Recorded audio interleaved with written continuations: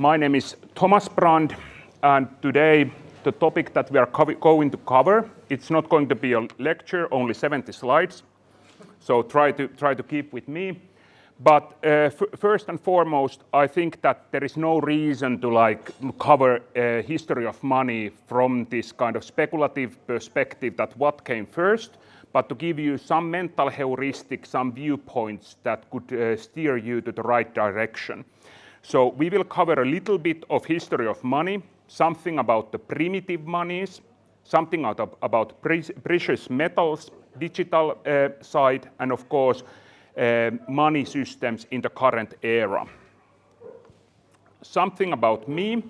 So currently I work with the only CASP, namely the crypto asset service provider under the new regulation here in Finland called CoinMotion. Is there anybody who is familiar with CoinMotion? Great. So basically we were one of the first Bitcoin and crypto asset service providers in Finland, established in 2012. And I joined CoinMotion in 2022 as the lead of our institutional research and sales.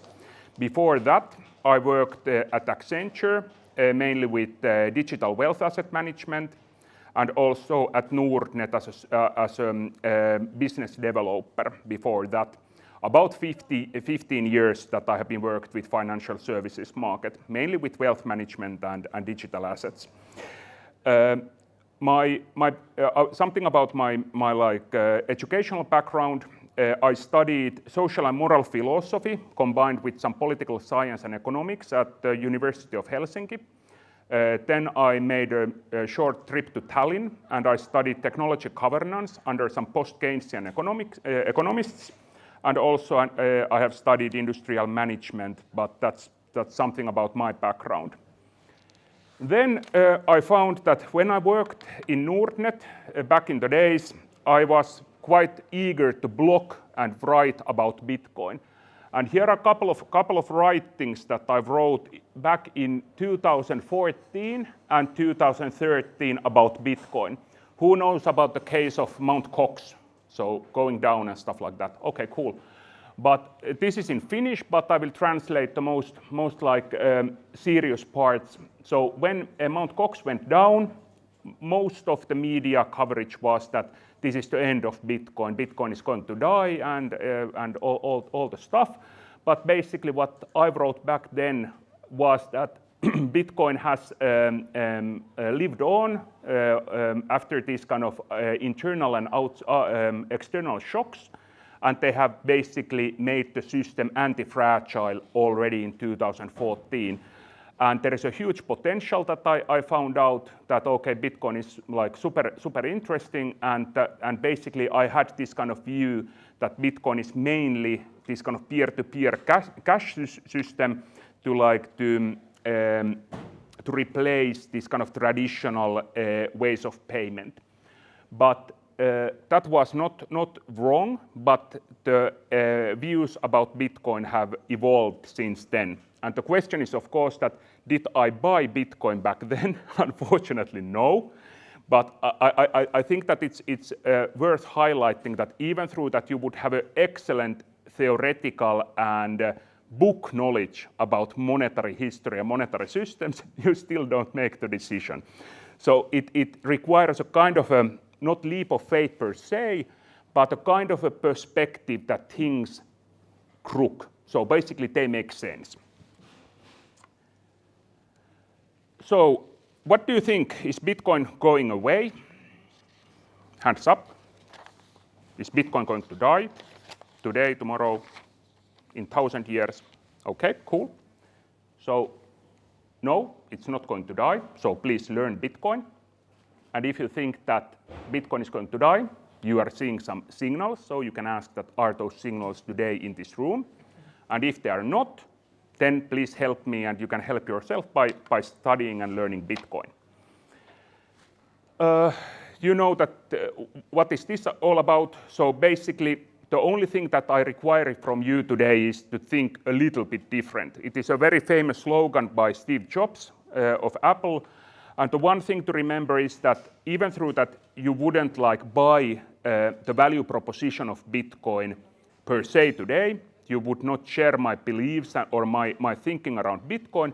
I just urge you to keep your mind open. So that is the only thing.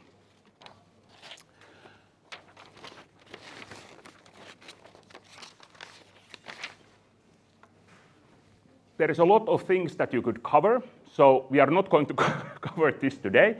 Only a couple of things. Tuomas is going to talk about the investor's perspective to Bitcoin.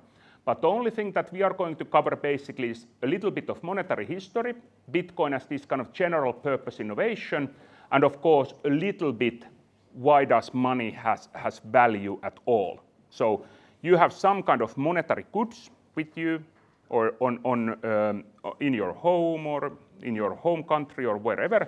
Why does that have any kind of value? That is also something that of course we need to talk. So let's kick it off from the past. So what do you think that these represent that we have on the left side? What are they? You can just throw around. What do you think they are? Gold coins. Yes, they are gold coins. So the first gold coins were minted in 600 BC by Croesus. So basically in the Asia Minor area. They have a very distinct color. Have you ever been handling gold bars or gold coins? They have a very, very peculiar kind of feeling, distinctive color. They're very easy to make. They are in themselves. They are quite as this kind of monetary goods. They're quite useless for tools and weapons. But at least they had a very, very distinctive coloring, and they had certain properties that people found appealing. These coins, they have been continued since the Roman Empire. We had a gold standard, so basically all the monetary systems were based on gold since 71. So basically in 71, Nixon decided that Richard Nixon, the president of the US, decided that we need to suspend this convertibility to gold, and since then we have been living in a fiat regime. That is this kind of basic story of monetary systems. We had a certain improvements in terms of convertibility of money and different kinds of money, this kind of layered monetary goods. But basically, the present situation is that there is no more gold in your euros or US dollars or whatever. They are called monetary metals today. So they are demonetized. They are not like money anymore. And there is a great quote by Niall Ferguson, a very, very good English historian, that the ascent of money has been essential to the ascent of man. So basically, the evolution and devolution of money has also been part of the human history from the perspective that how civilizations and how people have had their well-being and things like that. And then we can, of course, ask that what is the future? This is just a mock-up of a denarium coin. These were produced by Coin Motion back in the days. So basically, it was a gold coin. Not fully gold, but basically you could keep some Bitcoin on that coin. And there are two stories of two very radical experiments that we are currently going through. So basically, we know basically nothing about how fiat standard should be working. We have this experiment, as I pointed out, going on since 1971. And basically, it is totally new. We have had some short periods of fiat standard, so basically pure paper money based on credibility of the issuer, but we have not had that kind of experiments going on as long as they have been going on right now. And at the same time, what we have is that there is ongoing digital centralization. We have different kinds of players that want to have freedom of speech centralized or controlled. We have different projects for digital IDs, CBDCs, so basically central bank digital monies. And for most of the people, this feels like totally normal. Like, this system works for me, it's great. We are not going to mess it up this time, it's going to be great. But for some in the world, this is not the situation. Most of the people in the world, about 6 billion people, are living more or less autocratic regimes. People are living under hyperinflationary monetary regimes, or they face debanking. But fiat systems in itself, so basically unbacked paper money systems, they cause a lot of issues. One is, of course, the rampant ongoing inflation. So basically, every year in this kind of like optimal design, you should lose at least 2% of your purchasing power. Everybody of you knows that 2%, that's not the reality. Approximately in the past 2 to 3 years, you have lost approximately 20 to 25, even 30% of your purchasing power in euro terms. So the only way to keep up the system is to basically inflate, and then sometimes these systems default, and all these fiat-dominated portfolios that you have basically stocks and bonds and stuff like that, they are going like down in the fiat like not down in the fiat terms, but basically if you compare them to these kind of monetary assets like Bitcoin or gold. And these regimes, they also cause like horrible outcomes. So that was a kind of the totality of the situation, what was the earlier picture. But basically what it means that debt accumulates and risks increase. So all the time, the only way to keep the system afloat is to print more. And everybody of you probably knows that not all money in the system is created by the central bank. People sometimes say that, yeah, print money and central banks print, and that's not the way that the system works. Basically, most of the money in the system is created by private entities like commercial banks. So basically, when you go to the bank and you want mortgage, like you want to buy an apartment, then at the same time that you buy the apartment, there is a debit and credit. You are basically, the money is created by the commercial bank from the thin air. This is not like probably the best quote that I found, but this is a quote by a famous Austrian economist called Murray Rothbard.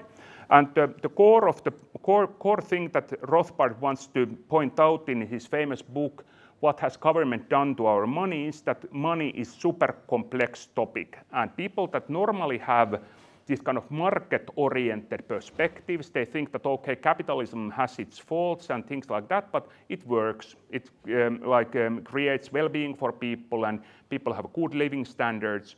But even these people normally, they say that money is not a normal good. So as these puddles that I have here, or this paper that I have here, the view is that there is something inherently mystical about the substance of money, that it cannot be given for a free market to decide. That there is something extraordinary power that money has, and that's the reason that we need to centralize it.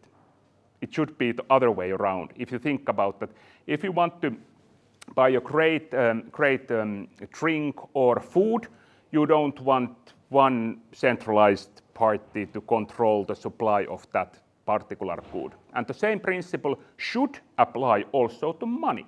So money is a commodity in the end. Of course, there are different types of money that I will cover a bit, but in the end, there is something very, very peculiar, even in the free market economists, that they don't want to admit that, okay, that money has this kind of very, very mystical properties. And the same idea is also applicable to Bitcoin. So basically, back in the days, a lot of people were trying to create a digital cash system. There are numerous historical examples of these experiments, and all those experiments basically defaulted, they were destroyed, they were confiscated, they were broken down. And one of the most famous that even came to Finland in a small scale in the late 1990s was a system called what happened? Here. This was actually a quote by Satoshi Nakamoto, the creator of Bitcoin. was this system called eCash that was created by David Chaum, basically one of the cryptographers that also had this idea in the 1980s about creating this kind of system. And for example, this eCash system that he brought up was riddled with different kinds of problems that were related to the centralization of the money supply. So basically there was one party that was able to create the money, and you had to trust that intermediary with all your like valuable savings. But it was meant as this kind of payment system. And there have been numerous other experiments that have been tried out during the IT bubble in the early 21st century. Almost every company in the world, the biggest companies, had some kind of eCash token system, but not one of those was able to become money. And why are you even here? So monetary history has this kind of peculiar character. So basically, the only way to actually like learn something valuable about money is to actually look at the history. What has happened? How did it happen? What were the reasons, the probable reasons that led to this? And this is a very famous Keynesian economist called John Kenneth Galbraith, and he has a great book, Money, Whence It Come and Where It Went. And even through that I probably don't share his views about monetary policy per se. I think that even those situations you can learn something important.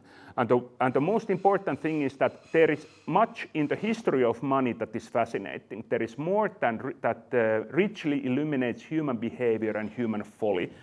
And that is basically the thing that I want you to understand. And the second thing for you to understand is that there are certain ways in the history of money that how money was managed for the well-being of people and was also mismanaged. And these techniques have evolved throughout the history. And this is a famous book by Safed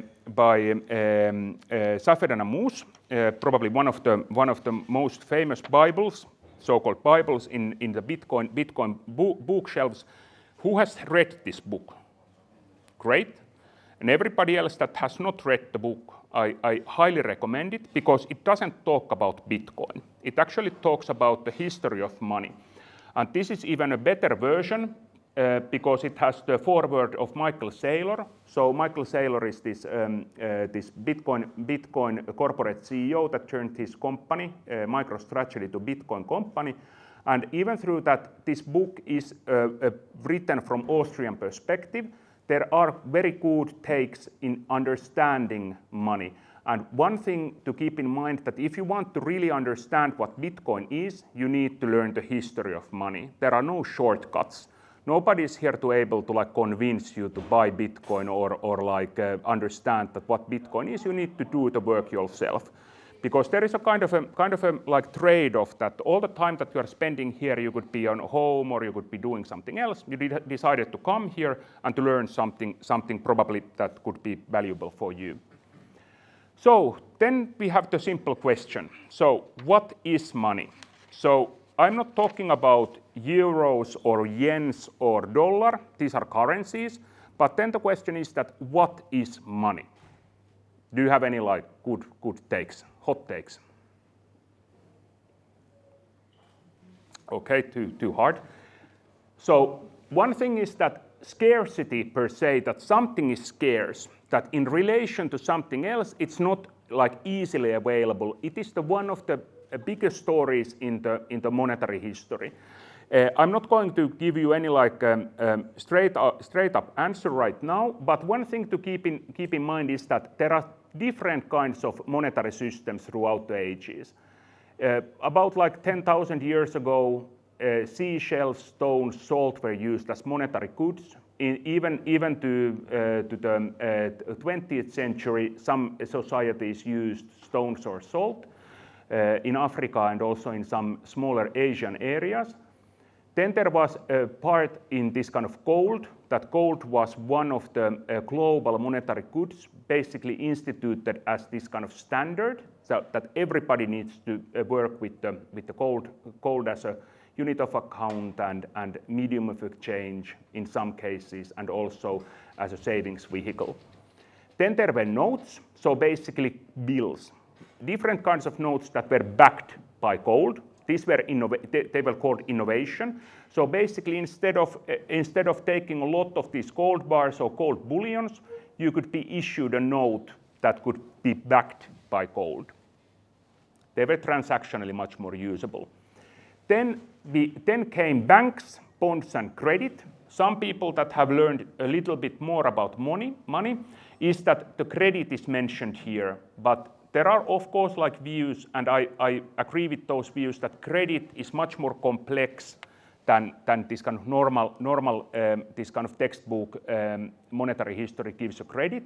But these were quite like new innovations, and basically these banks, they were kind of a forex kind of development from the gold era in the sense that there were goldsmiths, especially in Europe, and also in some other places that were willingly taking gold deposits. And basically then they turned those gold deposits into notes, and they could be redeemed then against gold and used as a transactional medium.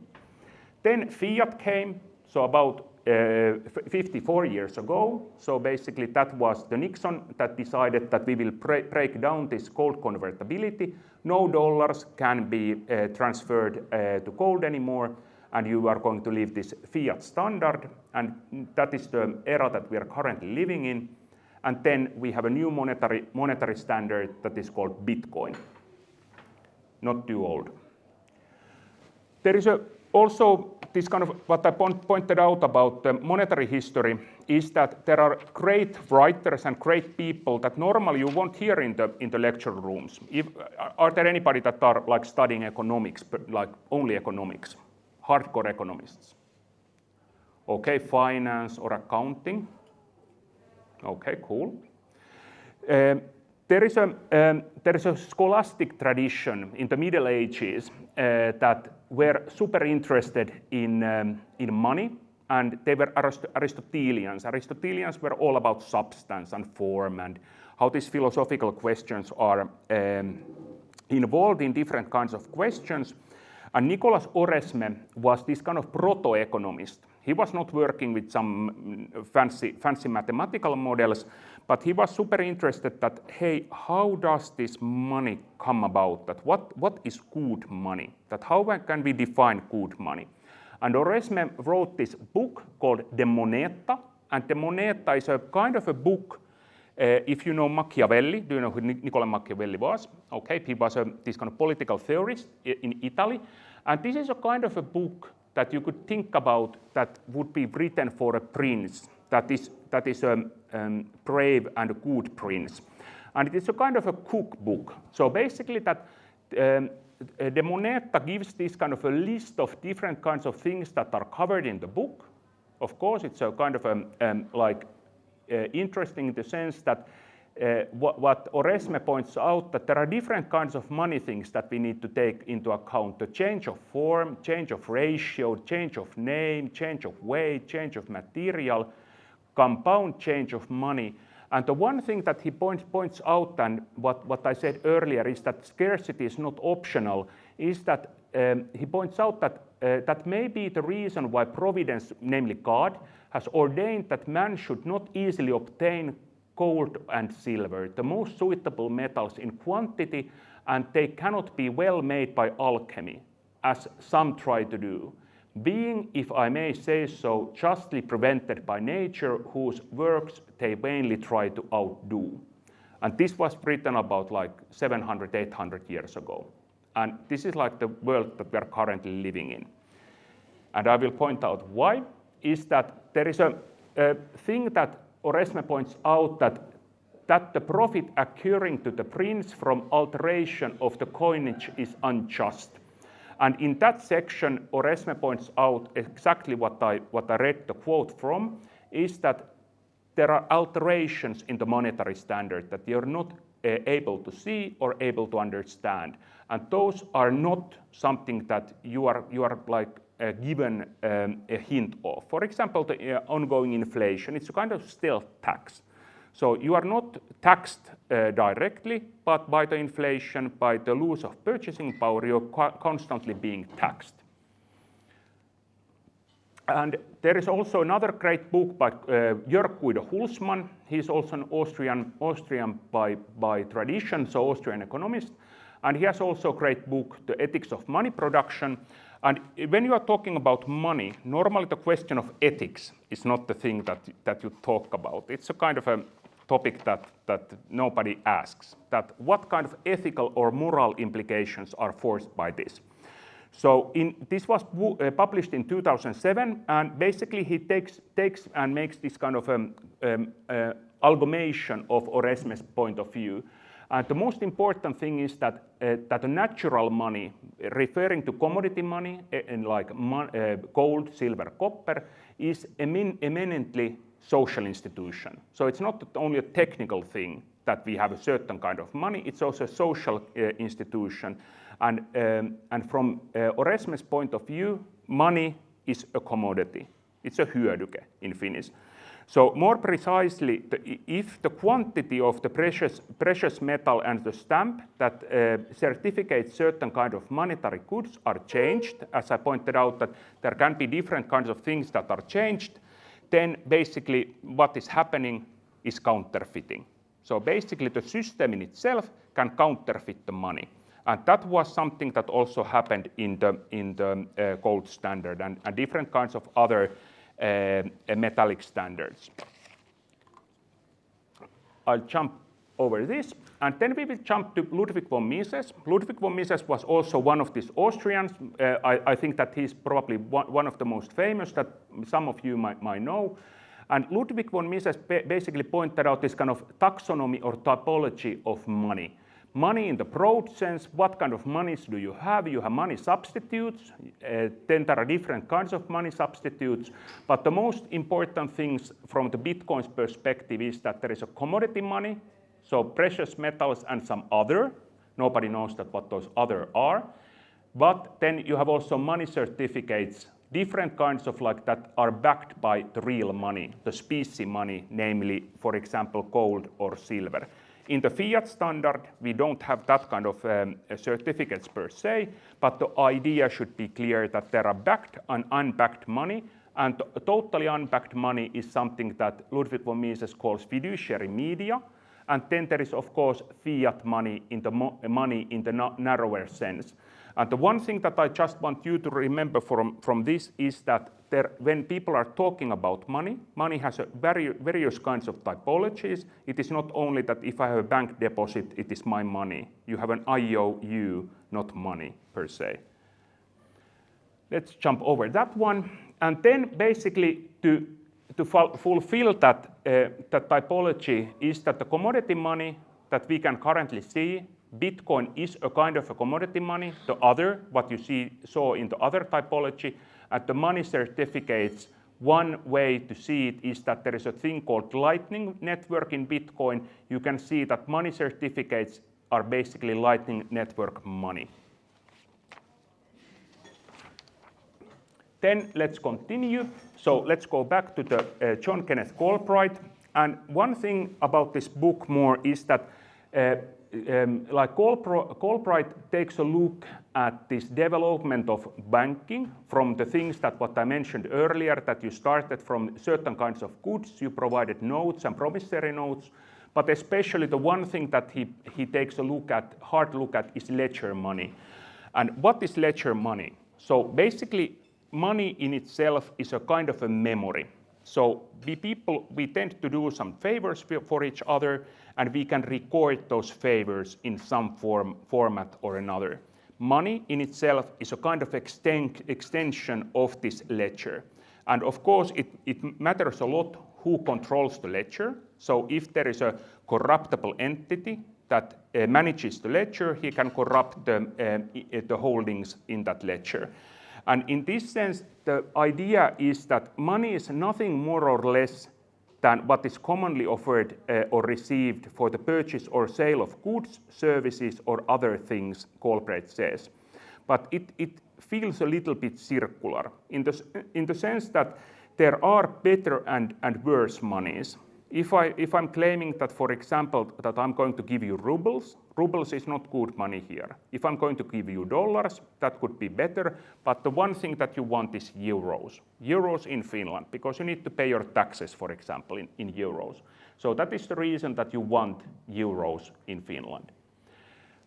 Another thing is to remember that the 20th century from this kind of long perspective of money was an exceptional period. So most of the time people have lived in some kind of a commodity standard. The way that we currently manage, we live in a fiat standard where basically everything is based on a constant accumulation of debt, inflation, and financial repression. You feel that you will get like poorer every day. If you're not like doing any kind of investing or savings, you will get poorer. So basically you are forced to be an investor, speculative investor. Everybody is going to be a speculative investor. If you are not, you're getting poorer. Then there is a very famous book by David Graeber. Has anybody of you heard about this book? Yes, it's a great book, I think. That in this book, Graeber basically sets out a different perspective what I presented earlier. So basically he wanted to challenge this kind of received wisdom. So as I pointed out earlier, that when I showed to you that we have these different kinds of monetary goods, like from the beginning, seashells and salt and stuff like that, the textbook story is that in some way or time people lived in this kind of barter situation. So people were like bartering with cows and milk and like berries and stuff like that. But there is nil or zero archaeological or anthropological evidence about that kind of society that would have lived in a totally barter economy. So basically it was other way around. So instead of us having this kind of money to fix the barter situation, people issued debt or credit against themselves. If we would live in this kind of society that we currently have the people here, we could probably keep up this kind of ties of trust and loyalty to each other. There is a number called Dunban number, meaning that you can have a good relationship or this kind of trust bond approximately to 150 people. It is this kind of social hypothesis. Of course, like today you can know like through Facebook and TikTok and whatever, you can know thousands of people, but really can you know those people? Maybe they are your followers or you're following somebody, but the idea of Graeber is to point out that we did not start from barter, discover money, and then we issued credit, and then the fiat came and everybody was like sucked into this system. It was the other way around. So credit came first. Somehow we kept the credit system ongoing, but the credit was not this kind of a thing that it has been standardized today. It was kept up in this kind of decentralized way through social interactions. If I know, for example, like Tuomas here, and Tuomas is not going to honor his word, then I could force Tuomas to honor the bond that we had together. But if Tuomas is living in some other country, I cannot enforce the contract. The thing that we will need is some kind of monetary good to fix that situation, to make the final settlement, final payment of some service or goods that Tuomas has bought from, for example, from me.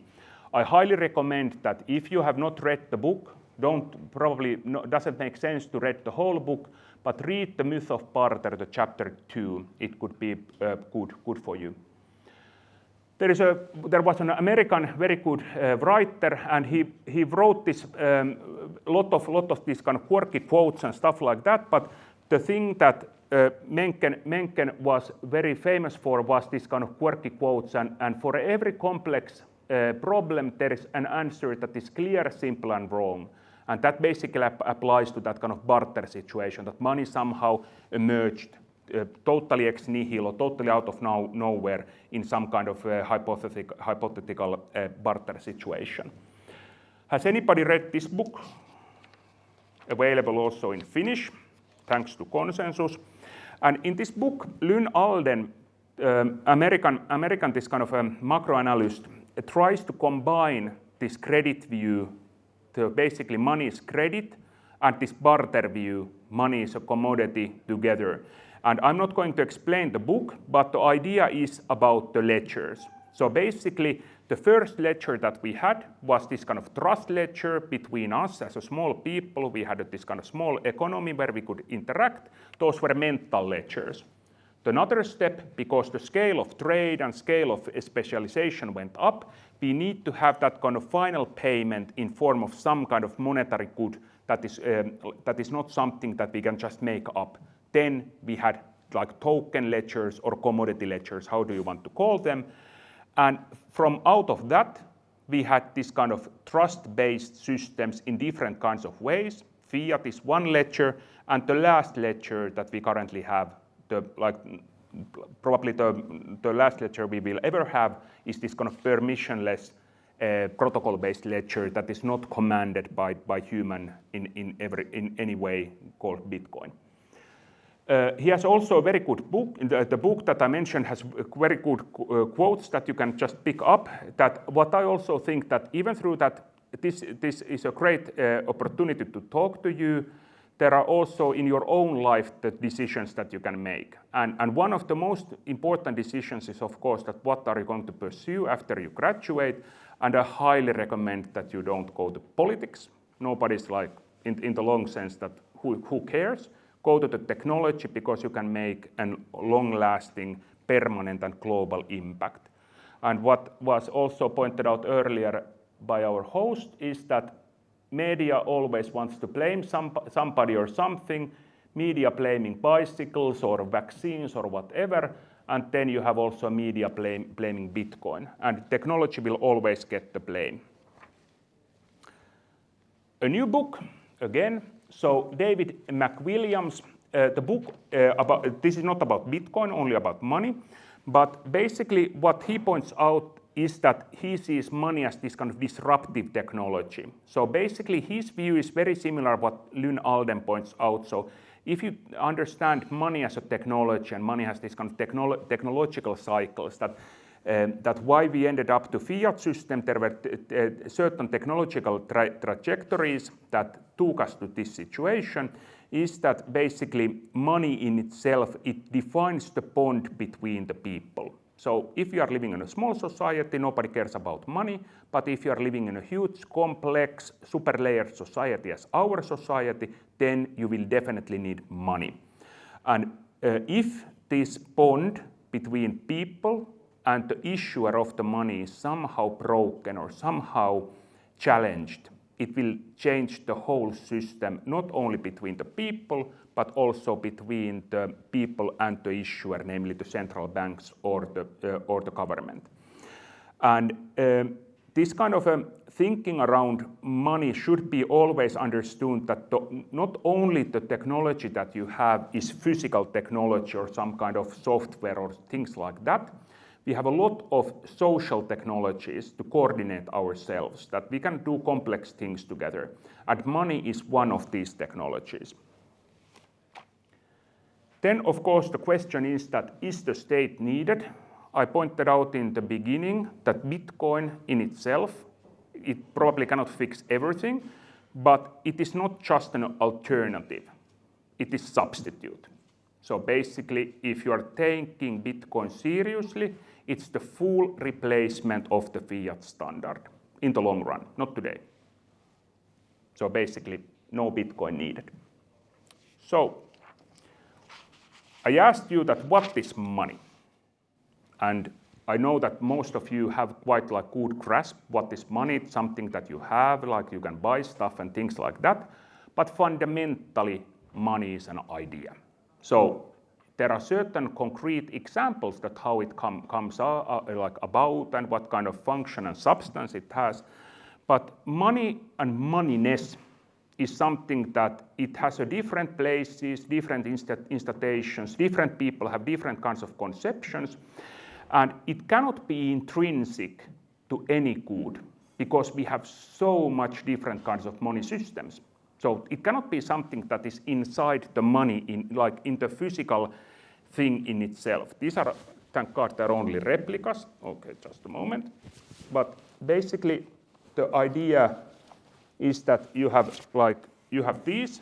It is not intrinsic. These are like props, but at least you can understand that it's not intrinsic, the moneyness in those coins, and probably it's not even like in the gold in itself that it's money. And as I pointed out, that Robin Dunbar had this number of 150 people. So basically, something after that, not exactly 150, but after that, you need to have some kind of a good that makes people like able to trade and people able to do things. And there is a great book by Nick Szabo, article by Nick Szabo. This was published long before Bitcoin was around. And if you have not read this, you definitely need to read it. It's about primitive monies per se. And there is a great abstract that Szabo wrote to it. And what Szabo is basically saying is that the only thing that why money is around is that we needed to extend the networks of trust, networks of cooperation, coordination, just beyond the 150 people. So we have gains to have from the transactions. We transact with more people in a larger scale, in larger time spans. And the idea basically is related to material improvement, not to some kind of like money is good. Money is about crystallizing time. So basically taking time from this situation, from the present moment to the future. And we work mainly with things and we want things that have this kind of moneyness properties that we are going to take a short look at. And basically, what are the properties that the good money has is that we here are educated, like we enjoy great things here in Finland, but one thing that money doesn't normally has had is a government, that there is somebody in charge of the money. The current situation is of course different. We are living under the fiat standard, and the idea of this kind of more biological view, it's not totally like totally crazy. How many of you know this book? Okay, great. This is one of the most famous books in the evolutionary biology in the 20th century, and in that book, Richard Dawkins doesn't talk about money at all, but there is one this kind of misplaced like sentence where Dawkins basically writes that money is a formal token of delayed reproducible altruism. And what that basically means is that in order for us to have money, and why we have money, is that the money is a kind of a tool. So basically, we have a certain characteristics as human beings, and any kind of idea about money needs to be consistent and logical with our evolutionary history. So we cannot come up with crazy stuff. We need to look also at the human beings, and one thing is about extension of our minds, not by drugs, but by money. We can extend our minds by money and different kinds of tools. Some people have even pointed out that the money is a kind of a drug. And why is that? Is that trade is a kind of a part of human instinct. We want to trade. Not trading, but we want to have we want to have better situation and satisfaction, and we can do it not only with money, but money has that ideal properties to have the maximum amount of trades. We want to economize our time. We want to take care of our time. We want to learn, imitate, remember, things like that. And the only problem is that if I give the credit to Tuomas, for example, do I give real credit in form of social relationship? You are now going to witness me that I'm giving credit to Tuomas, but what about face value? That what is the credit worthiness of Tuomas? that if I'm going to interact with him only one time, can I trust him? No, I can't. But if I'm in repeated game with Tuomas, the trust will probably build up. But there is without a certain kind of a monetary standard, there is a value measurement problem. And one way to mitigate that is to extend our minds with help of tools, calculators, computers, whatever, but also with money. And the one thing that some of you have probably seen is some form of primitive money. And these are probably the most well-known. You know what these are. They are the famous stone money of Yap Island in the Pacific region. And what we need to understand is that in the primitive times, money was not only this kind of let's transact today, but they were used as this kind of for a bigger life events. So for example, you cannot move these stones next to your friend's door.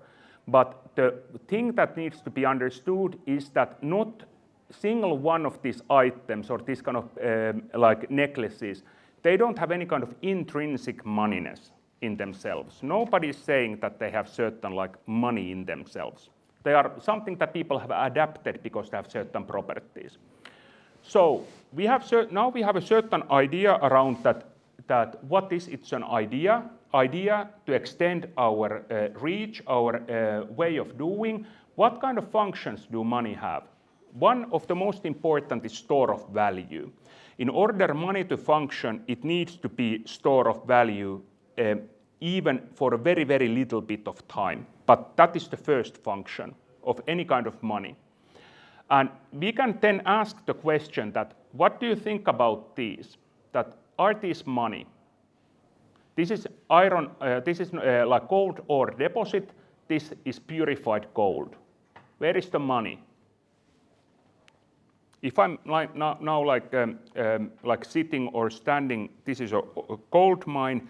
Do I say that I'm sitting on top of money? No, you are not. What about these? Are these money? Are they or are they not? They have more moneyness. Exactly. And that's the thing that what Remu pointed out is that we have two layers of moneyness in the sense that this is gold in its natural purified form, in different kinds of purified form. Moneyness increases, but it's not money. But this is so-called layer one money. So this is not purified money per se. But here we are going not whatever the direction, this we can directly see that this is money because it has a standardized form, it has this kind of stamp on it.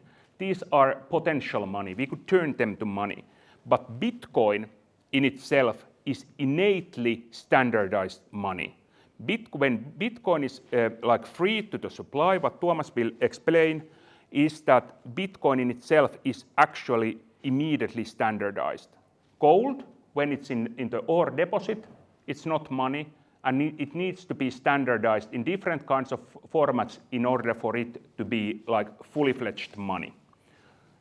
I still have some minutes left. Yeah, 5 minutes. Great. And then let's take two.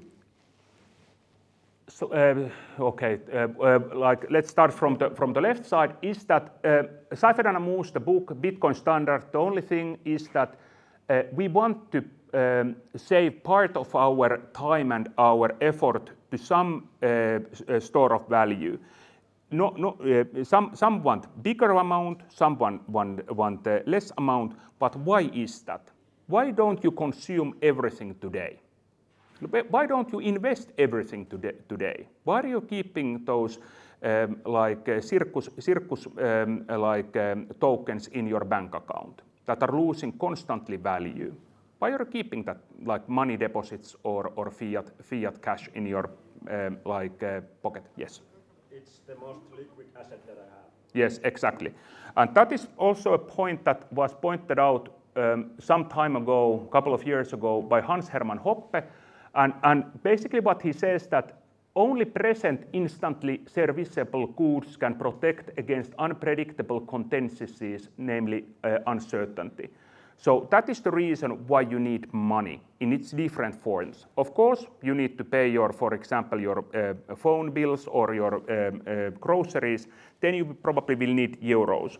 But if you need long-term savings, then you can acquire different kinds of goods that have better properties against the moneyness or the potential moneyness. And the best good is Bitcoin. Then some people probably say that, yeah, Bitcoin this and Bitcoin that, and it's totally worthless and this doesn't generate cash flow and whatever. Like, this is a great book. If you have not ever seen it, please take a picture. You should read it. And there is a great section in this book. So it is a kind of a safe assets. What are safe assets? And the one thing that I want you to remember is that cash or savings on the purest form, you cannot calculate cash flows because they are non-productive stores of wealth or value. What they produce is service. Service flow is the thing that Bitcoin basically provides you. And the service flow in itself is certainty, increased certainty that in the future your purchasing power is probably higher than today. What is the time frame? Nobody knows. And the last function is unit of account. So basically, how do you keep up with prices and stuff like that? And all the economic and monetary history you have ever read are basically related to properties. And most of these properties are somehow like what you have already heard: scarcity, durability, portability. So basically, you can move it around. You can divide divide it to smaller fractions, divisibility. You can recognize it that, okay, it's not counterfeit, it's fungible, it's acceptable, somebody accepts it. Immutability, especially in the case of ledger monies, so somebody upholds the ledger. And censorship resistance. These are the most crucial aspects and the functions related to what money does. And how do you verify that the money that you have is a good money? Scarcity, you know the J.R.R. Tolkien's Lord of the Rings, is that one ring to rule them all. So there is a huge power in the money supply. The people and the institutions that basically control it have a huge power. And then you can ask that, is it a good thing that somebody has so amazing powers? We can agree or disagree. Durability, so basically money must not deteriorate so that it can be used across time. Gold doesn't, fiat paper bills do. It needs to be portable, so good density of value that it can be moved across spaces in different formats. It needs to be divisible, so you can combine and you can separate it in a very easy manner, in a standardized form. You need to be able to verify it. On yourself, you cannot verify gold, super hard. You need some kind of tools, mechanical tools, chemicals and things like that. It needs to be fungible, so you need to be able to transform it to a similar kind of a unit. 1 euro to 1 euro, 1 Bitcoin to 1 Bitcoin. These, for example, the Mona Lisa and this kind of artwork, they're not fungible, they're not the same, or this kind of crystals. I'm not going to cover this. Let's go too much. Okay. So one thing to remember that there is Adam Beck, and Adam Beck is one of the inventors of Bitcoin in the sense that in the Satoshi's white paper that was published in 2008, Adam Beck took up this kind of task that I want to find out that is there any kind of a way to make it better, so basically Bitcoin. And he found out that, whoa, there is literally basically nothing to appreciably improve Bitcoin. Literally everything you do makes it worse, which was not what I was expecting. He's a cryptographer and specialized in computational systems, distributed computational systems, And I met him in BTC Hell that was organized by Remu and the crew, and I gave him this denarium coin that was produced by CoinMotion previously. So a lot of things. I hope that your head is spinning, but don't trust, verify. You go out and learn about Bitcoin yourself, then you make the decision yourself. Let's go forward. And just a couple of books for you take home. So 100 Things About Money, super good children's book. I have never ever seen such a good book about money for children. You should start with it. Then a lot of good Bitcoin books. I have already referenced some of these. Then a lot of academic work, especially this is a great book. If you are more interested in philosophy, it's published by a reputable publisher called Routledge. If you're interested about development, then book by Alex Gladstein is a great one. And if you want to understand the beginning of Bitcoin and this kind of thinking from the internet perspective, Antonopoulos' 2 books are great. And I think that just to end it up, that there are three things that you can do right now. Is that what do you think after the presentation, what Tuomas also gives you? What do you think that what others think? And basically then you can, the third option is that too long, didn't listen. Like, I don't care, too much on my plate, something else. And my home key takeaway for you is that my thinking is that Bitcoin is the final stage in the monetary evolution. It was here. We are back to the commodity standard in one sense or another, and there is nothing after Bitcoin. So everything will be priced in Bitcoin in the end. Thank you so much.